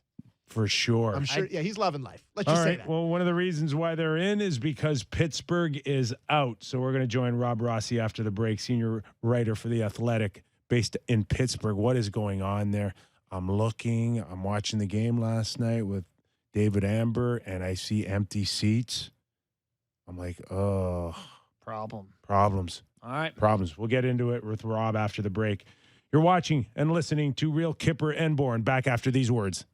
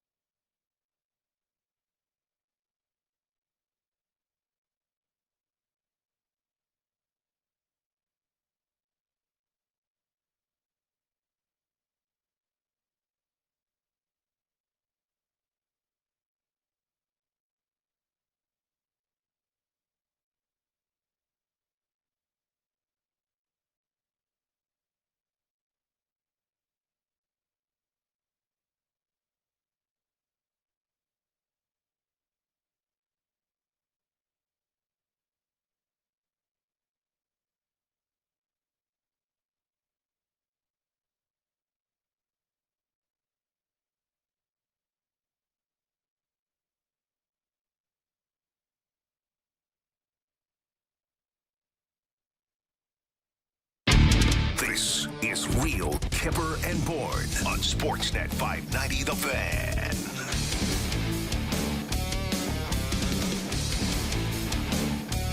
One of the bigger stories this week is the fact that the Pittsburgh Penguins no longer hold a playoff spot in the Eastern Conference. So let's welcome in Rob Rossi, senior hockey writer for The Athletic based in Pittsburgh. Rob, thanks for joining us, man. How are you? Oh, I'm great, guys. Out here in Denver waiting for practice to start. Nice. Let's start with last night. A 2-1 loss to the Ottawa Senators, where the Penguins played well enough to win. And if you heard those post-game comments from Coach Sullivan and Sid, some maybe moral victory in some capacity there. But are fans buying it, or are there real concerns today? There's concern and there's anger. It's about a week before the trade deadline, the fan base turned on this management team, especially Ron Hextall. And now that things have kind of gone the way they've gone, there's a lot of anger. I mean, there's a whole generation of Penguin fans that came up with the Sidney Crosby era that don't know anything like this. They've only known sustained success, so I'm not even sure they can be expected to handle it. I mean, they've kind of been living a charmed life. But I think there's concern in the room, too. I mean, they're down 4 of their top 6 defensemen right now. They've not been getting any secondary scoring all year. As I like to tell people, they've basically been playing with 6 forwards, 2 defensemen, and no dependable goaltending, which is tough way to live in the NHL. And now one of those defensemen is hurt with Marcus Pettersson. So, I mean, it's a concern, and they've got a gauntlet here this week. They got Colorado tomorrow night. Next night they're in Denver, and then they got the Washington Capitals coming to town Saturday. And even though the Capitals are out of the playoffs right now, that will be a game that the Capitals will have circled. So how much of this is fans' frustration with management, which happens in all cities, I think, when teams are supposed to be good and miss the playoffs, versus there could be real change? I know ownership there in Pittsburgh changed. I don't know how involved they would be. What is your sense of if there's potential for real change at the higher positions there with the Penguins? Really good question. It's also a very tough one to answer because it's an ownership group that is different. I mean, this were still the Mario Lemieux-led ownership group, I would say change would be coming. But Fenway Sports Group is, they're not really based in Pittsburgh. I think they're still trying to wrap their heads around what it's like to own a hockey team. This is their first full season as owners. Yeah. So, look, missing the playoffs, I think anything but trading Crosby, Malkin, and Letang is on the table. I would think Mike Sullivan is safe because they signed him to a 3-year extension and he had 2 years left coming into this season. But I certainly think you could see a management change. I don't have any intelligence that tells me that's definitely going to happen, but it sort of feels like when the fan base is this angry, if they would miss the playoffs or they would get in and get their doors blown off, you got to start thinking about what your season ticket holders are going to do too. So Rob, where's the dynamic between Brian Burke and Ron Hextall? When I look at this lineup, and Brian Burke's been there a few years now, it doesn't really shape up to me as a Brian Burke kind of roster through and through. So how has that worked out between the two of them? I can't really get anybody to tell me what Brian does other than sort of advise. And I mean, Nick, I'm like you. I look at this roster. I look at the moves they made at the deadline, bringing in Mikael Granlund. That's not a Brian Burke type player. So somebody told me last year at the deadline last season that Hextall's the guy in charge. He's the one dictating everything and calling all the shots. So I got to put this at the feet of Hextall. I think this is his team. This is the way he's built it. It's in his vision. If it's Brian Burke, I'll say this. If it is Brian Burke that has a lot of influence, he's doing things that are not consistent with what he's always done in the NHL. And I think you'll agree with me. Berkey's not really one to change his philosophy on what a winning hockey team looks like. No, I think he's fairly entrenched in his viewpoints about what's successful we know in the him NHL. well. So, what is it with the depth scoring that they, like Kapanen they tried and didn't quite take? Like they just keep trying guys. I know in the past guys have played with Crosby and found success. Is it purely injuries? Is it luck? Is it just bad selection of these guys? Why can't they find someone? They're just not good enough at the bottom six. Yeah, I mean, you're talking about, but I mean, with all due respect to these players, their third line last night was Drew O'Connor, Ryan Poling, and Granlund on the wing. And they had Jeff Carter centering a fourth line. Then it had Josh Archibald and Danton Heinen on the wings. And that just doesn't measure up. You know, I was in New York last week covering a couple games in Madison Square Garden, and you look at the depth the Rangers have up front compared to what the Penguins have. If you look at the Penguins' depth, I mean, they've got a great top six. It's a fantastic top six. It rivals any top six in the league. Really, it truly does. But they have not been able to fill out the bottom part of the roster. And they haven't been able to really figure out the depth on defense after Chris Letang and Marcus Pettersson, who they tried to trade last summer. So, and we can talk about that all the time too. The bottom line is their goaltending hasn't been up to par all season. And I don't know any team that can win when your goaltending is, hovering around the 900 save percentage mark. They're not good enough in net. The question prior to the season, in the offseason, was on Malkin and Letang and bringing them back, and if they're too old. Between Sid and Malkin and Letang, they're the least of the worries here. How do you think this is sitting with Sidney, who's still very much in the prime of his career? I don't think this is sitting very well with any of them. They're saying the right things publicly, but I've not every game because I've missed some over the years, but I've covered every season of those three being together. This is the 17th, and I can tell you that their body language is we're doing everything we can, like help us out. And I think those guys, about a week before the deadline, after they got their doors blown off against Edmonton at home, I think those guys, from what I understand, pretty much planted the flag in the ice and said, look, we're gonna play well enough to force management to do some things. But I think when management went out and did the things they did, it deflated the room a bit. They were on a 7-1 and one run before this 4-game losing streak, but it was kind of a mirage. And speaking specifically to Sid, guys, he's so great at the front-facing public part of this, but the one thing he's never been able to conceal is when he doesn't think he's got a shot. When he doesn't think that he's on a team that's real competitive. It hasn't happened much to him here. It was his rookie year that happened. 16 in a row, correct? 14 season. But it's just not it's not something that he's comfortable with. So, in a situation like that, it almost feels like he holds the cards, doesn't he? Like he's the one saying, like, if he wanted change, if he wanted something different, do you think he has the kind of power to dictate that? And again, maybe the new ownership makes that challenging, but typically a player like that would hold a lot of the cards, wouldn't he? Well, I don't believe that Hextall wanted to sign, but based off my intelligence, I never believed that Hextall wanted to sign Letang and Malkin. Crosby wanted both of those guys back, and it happened. I mean, he's the most important asset in the organization. He's maybe the most important person in the history of the organization. I say that with respect to Lemieux because Crosby's carrying the team going forward. And, I think ownership is going to include him in decisions. I mean, he doesn't want to leave. He wants to finish his career here. He's repeatedly said that. He'll have 2 years left on his contract after this season, which means he can put the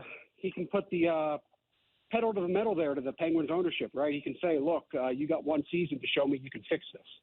Which is why I think anything's on the table except the big three being broken up. Which means no one's really safe there other than the three that you mentioned, including Hextall, Brian Burke, anyone else from top to bottom. Yeah. Could be me. I don't know. I could be out. Is there a chance that this team has enough with those guys? They get into playoffs. They finish in the first wild card spot. Like, could you see it coming together for this group? Absolutely not. They're just too deficient on the bottom six. Their defense is too soft, and they have no goaltending. I mean, I just can't stress that enough. Okay. They just don't have the goaltending to go into a series. And, I mean, Tristan Jarry's been pulled from 4 of his last 11 starts. I mean, it's just, I mean, I can't see them. Normally, I'd like to say yes, and I will. The caveat here is anybody that bets against Crosby doesn't get rich. But He's only one man. Him, Malkin, and Letang are only three players, and unfortunately, this isn't a video game. They have to take rest during games. Hey, Rob, I'm a big Mike Sullivan fan. I think he's a heck of a coach, and he finds ways to squeeze and get results here. Where's he in all of this? Outside of, Sid, I got to think that, he's solidified there, is he not? I believe so. I mean, ownership is really fond of him. Like I said, he had 2 years left on his deal after this season, and they gave him a 3-year extension. He's one of the higher paid coaches in the league. He's a Boston guy. The owners are from Boston. I think his track record speaks for itself. He's taken some criticism here in Pittsburgh for some of the ways used people, some of the ways deployed guys like Jeff Carter and Brian Dumoulin. But, at the end of the day, a coach can only coach the roster he's had. And the Penguins have been so up against the salary cap all year that he didn't really have a lot of roster maneuverability.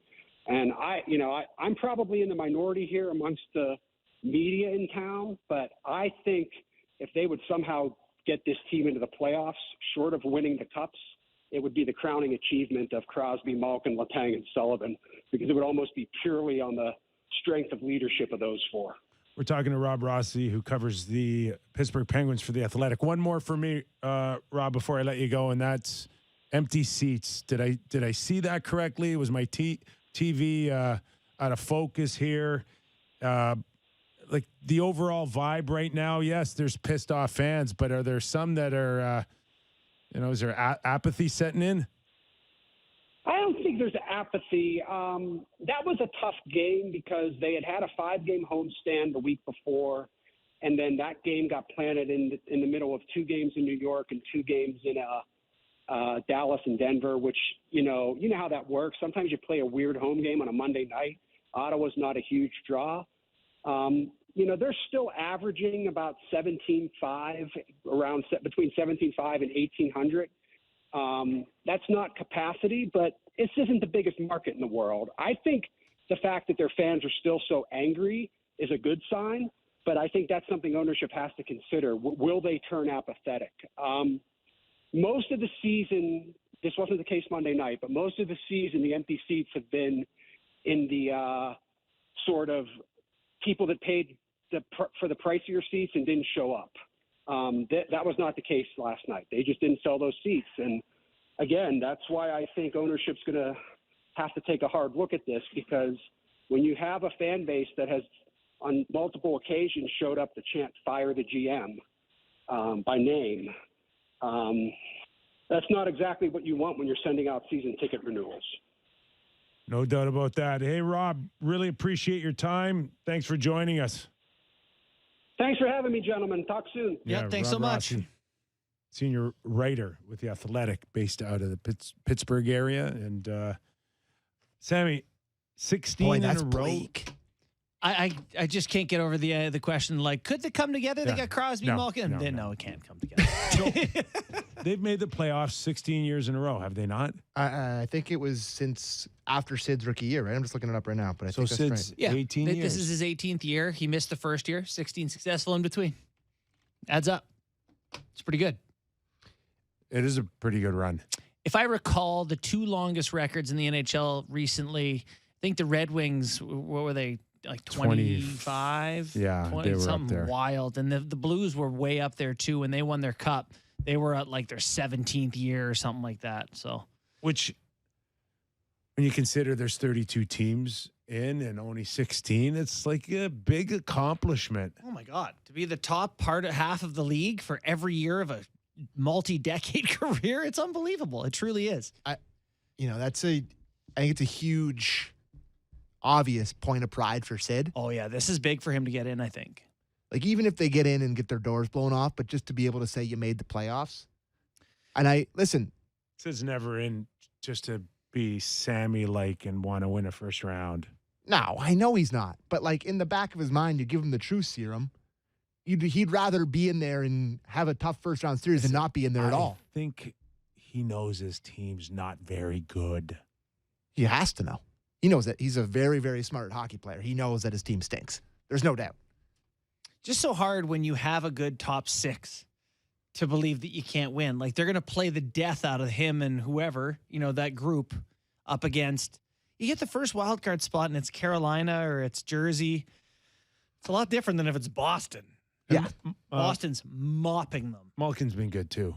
Yeah, I watched him last night. Point per game. He's over a point per game this year. Yeah, 73 points been in 70 really good. games. He's lived up to wanting to come back and get paid.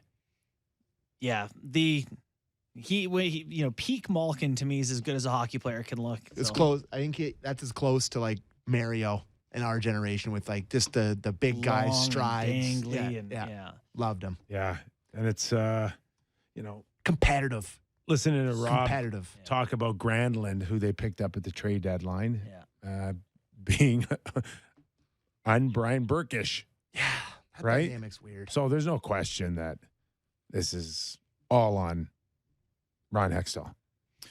Interesting quote about Berkey, eh? Like the role of president has never been meant to be co-GM, right? Like the idea. Typically, it hasn't. Brendan Shanahan would be very involved with Kyle Dubas. But I think this is a new thing in the last 10 years where you have presidents that are like looking over the GM shoulder, be like, "What are you doing there?" Yeah. Gun to your head, who's the GM of the Colorado Avalanche?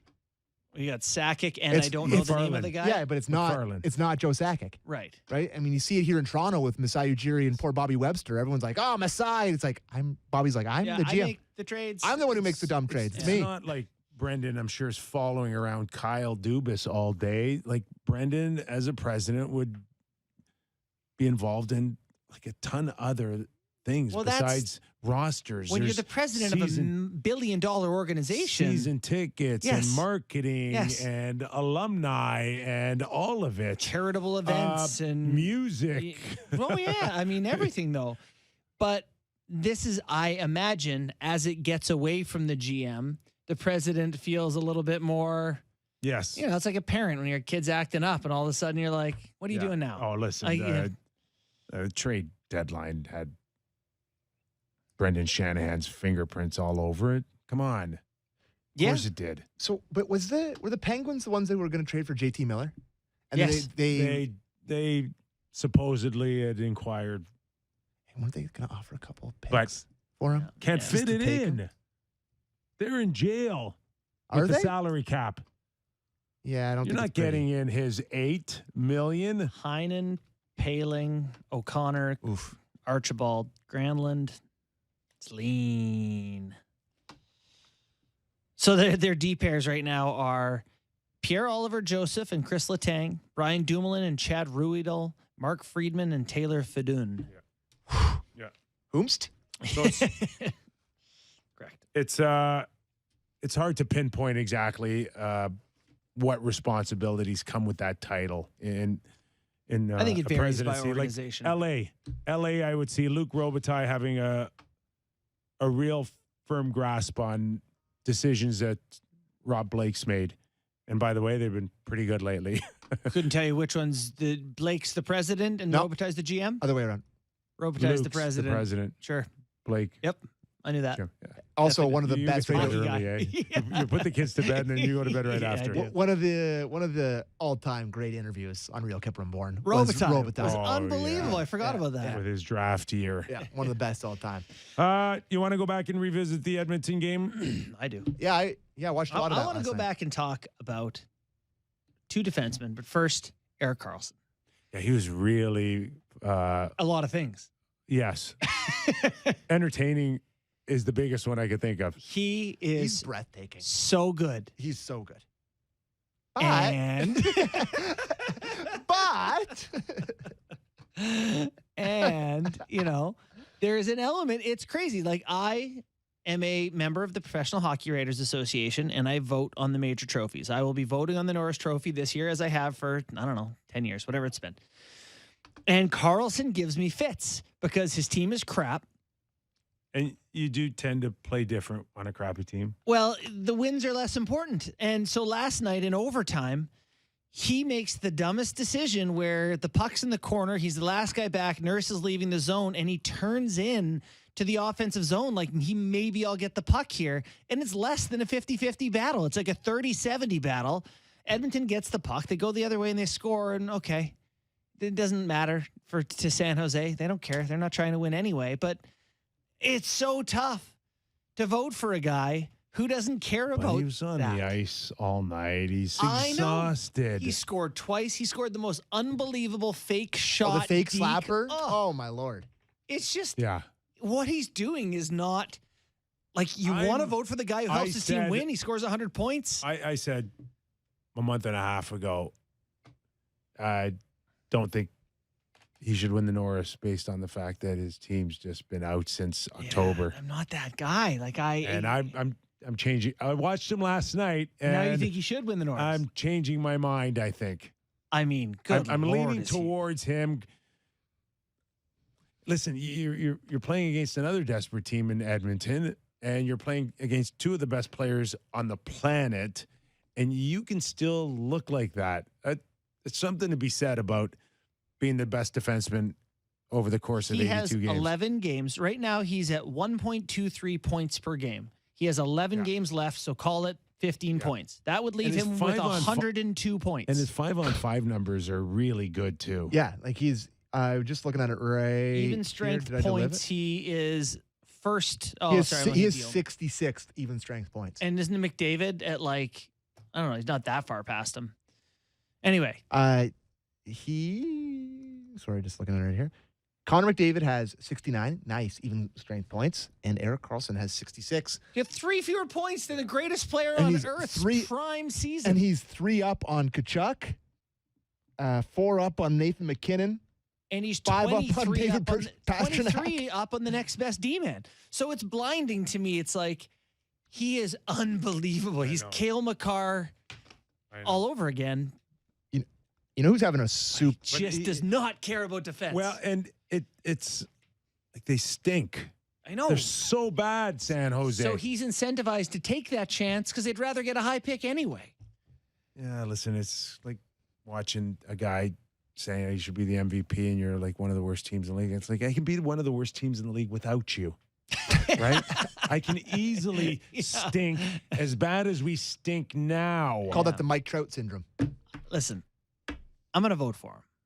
I think I have to vote for him. Yeah, listen, I get it. Like Adam Fox, The thing- Cale Makar, The Quinn underrated, the Hughes. underrated season to me, and I see the Canucks guys always talking about it, is Quinn Hughes. Yeah. I'm really torn on it. He's playing 25 minutes a night. He's a plus 16, 65 points in 65 He's awesome games. in on every the, direction. They're horrible. I know. They're just as horrible as the Sharks are. Well, maybe not. It's funny he's 'Cause they plus got Todd 16. every year. Carlson's minus 14. Every year, this time of year, Mm. there's always some team that just looks lights out. World beaters. And it's the Canucks this year. It's always the Canucks, by the way, and guess every what- year. And good one, guys. There's only the next Connor McDavid in the draft that's from your town that wants to play for you that you fired your coach and got good for no goddamn reason. That was smart. You idiots. That was really smart. Looks tough now. You mentioned goaltending for Edmonton, Skinner. So It's Skinner's, right? it's Skinner. So Campbell's deal was 5 times 5. This is year 1. Yeah. My real Kyper and Bourne prediction is that he doesn't finish that contract on the Oilers anyway.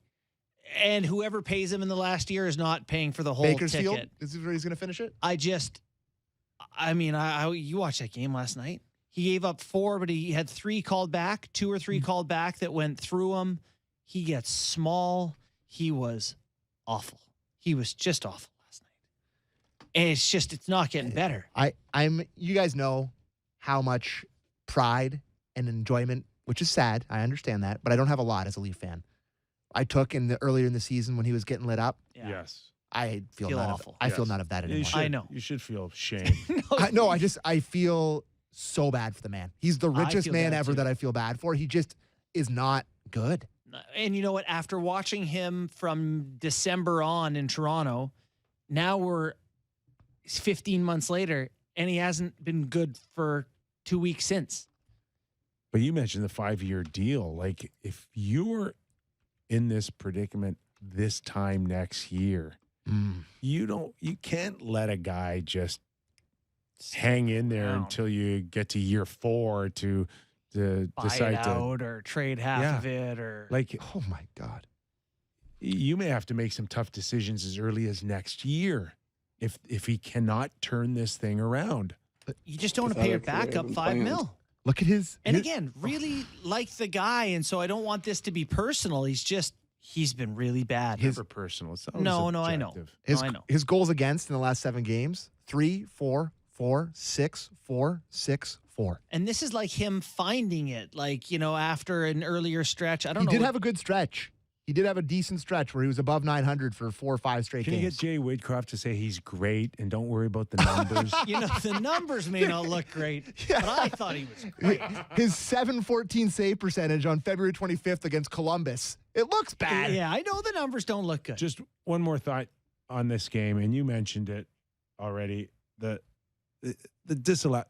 disallowed goals, and I'm not talking about even if they're legit or not. I'm just saying that, like, I'm so tired of now feeling like a goal is never a goal. Yeah. I know, and I we hate have that. to wait and wait and wait, and the video. The whole thing on the video was for egregious calls. Mm-hmm. And we are watching like a splinter of an offside. Yeah. And I'm just like, can we do something about it? Like, if we went back in history and we took away all the goals that were offside by a whisker. Yeah. We're talking about thousands of goals. Oh, yeah. I would love to go back. And we should do Thousands. that. That's a project, boys, this weekend. Okay. I'll do it while I'm in Arizona. Yeah, Watch okay. hundreds of clinching goals in the playoffs and see what happens. Bobby It's Nystrom, the not Islanders supposed- Cup winner. It's not supposed to be within a hair offside or not. Yeah. And I know that we are about now, hey, just get the call right. Yeah. Right? It's black and white. Right, wrong. There's only one way to go about this.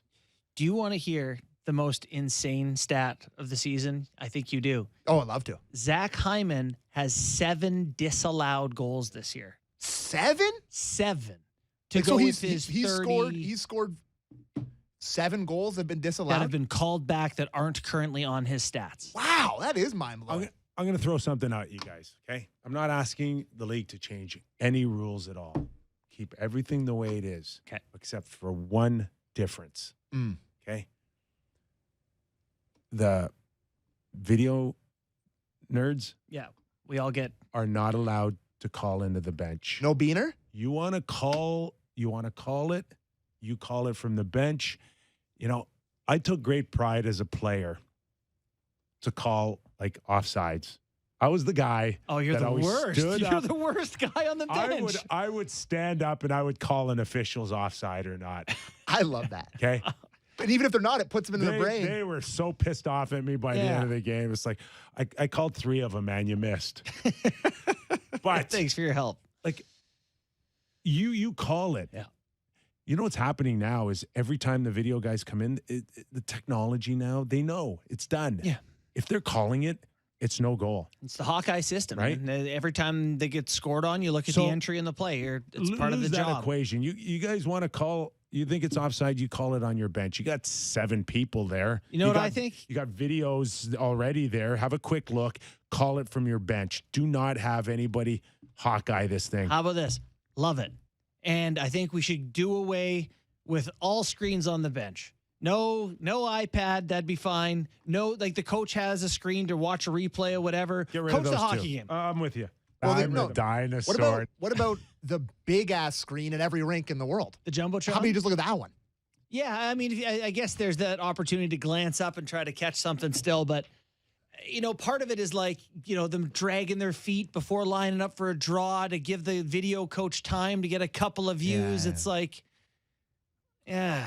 It's just I agree. last Real night. time, last make the night, decision. What'd you and think? here- last night I'm really enjoying Eric Carlson and And the Matthias Ekholm show, which we're going to talk about next. Yeah. But and then you got to like, oh, all right. But they're to me, going this is the NFL now, where literally every play you're like, oh, it's complete downfield. Let's find out if that was actually a play or not a play. I hate that. It's every play. No, it's true. sucks. I hate that. I really do hate that. And it's I do have that Every feeling. deep ball, it's like half of them not even trying to catch, just trying to draw a flag. I will admit that when I'm watching a Leafs game, like a big goal, the do we first get to celebrate that? thought that like crosses my mind is, nice, they scored. But like I don't they think get as to a keep league, as a league, I don't think that's what you want. No, you want fans to have the climax. Like you joy, enjoy the moment. Yes. Not like, was that good? Did we do good? Are we allowed to think that's good? So the app that I built, like helped build, You know you built it. I built it. What you own? So when a team scores, our app gives points away. Wow. But then it gets called back, and I'm talking to our geeky tech guy. I'm like, get those points Pull the back. points back. He's like, Pull no, them they're back. gone. They're gone. I'm like, get them back. We can't give away free currency. Get them back. We didn't invent that. So Got here, work to before do, we Kev. get to Ekholm, if Matt Duchene never goes offside, that crazy play, Butterfly Yes, effect. we're Would- not in this mess. would this ever have happened? I don't know, but that play is still one of the most bizarre ones is. ever. He just takes it and But pots it upstairs. Before that play, I didn't even know what the word egregious was. That's the only I'd reason like I to had thank to look our it up in the show's dictionary. newest sponsor, both Merriam and Webster. I honestly don't know if we'd be here. It's weird. It's a funny. So, you mentioned if. Ekholm.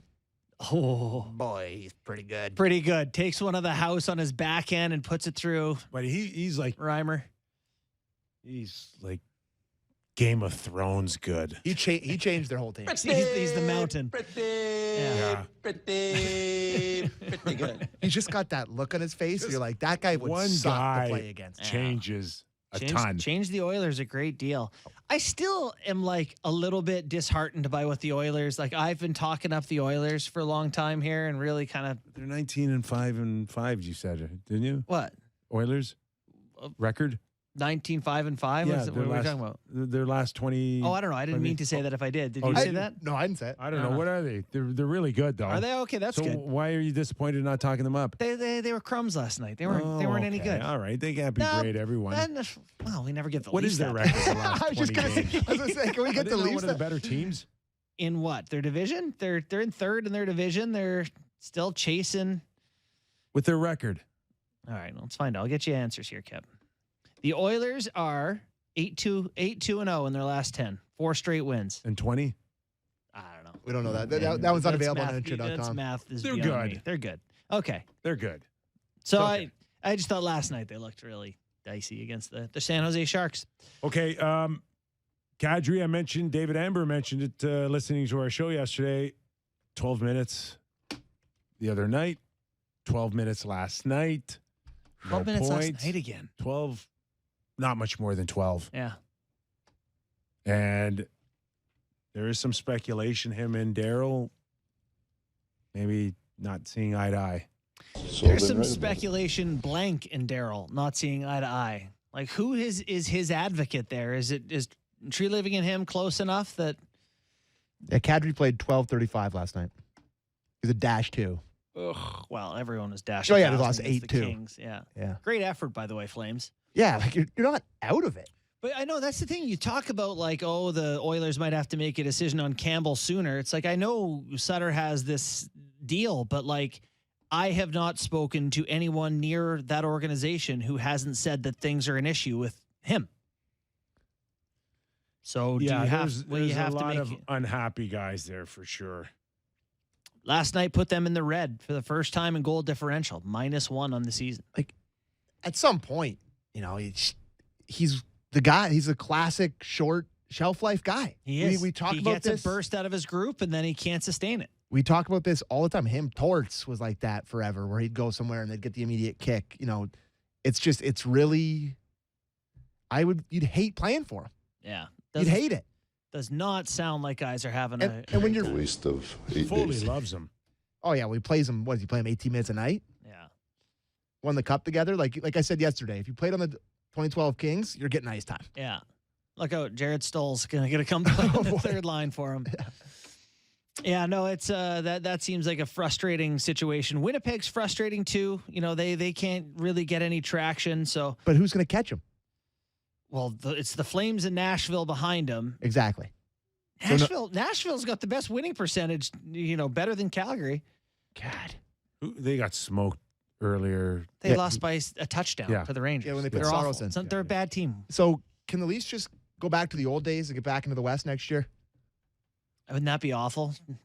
No. Just all those starting times. Yeah, they'd love that travel. Oh, yeah, I'm sure they'd eaten sushi on their private jet. They'd be crushed. How good do we think LA is after watching them last night? Really good. Yeah, they're Sleep. good. I think I wouldn't, I don't think they'll necessarily win the Stanley Cup, but if you're out there looking for a value pick to put a couple of your hard-earned shekels on, I wouldn't be opposed to it. All right, so you got I don't think they're going to win, but This necessarily. Pacific Division's tight. LA over Edmonton in the first round. I would not bet against it. Right now, honestly. Vegas has 92 points. LA has 92 points. Edmonton has 88 points. All three teams have 11 to 12 games each. Vegas ain't winning the division. No. They're the worst of those three teams. And McDavid's just overwhelming. So it's hard to pick anyone in a 7-game series over McDavid because it's just. These are the years for McDavid, like Sid, like the greats of their time, where you get they one. pull them through. You get one. Where it's, if it goes 7, it's McDavid has a moment like Crosby's golden goal. He finds a moment. He's just waiting until he gets to Toronto for his. Pardon? Oh, I was just going to say, I'm still on LA, sorry. No, it's all good. Who's still really, really good? Kobe. Kobe. Yeah. Yep. It's his team. He's McDavid for them. He's that good. It's just he's Bergeron. He's Patrice Bergeron in black and silver. And He's Kempe scores every time I watch a highlight or he's scoring. Yeah, he's a talented player. And no Fiala, he's hurt. Is he hurt? Yeah. He's been out of the lineup, I think, for half a dozen games. And he's good, too. He gave them a different look.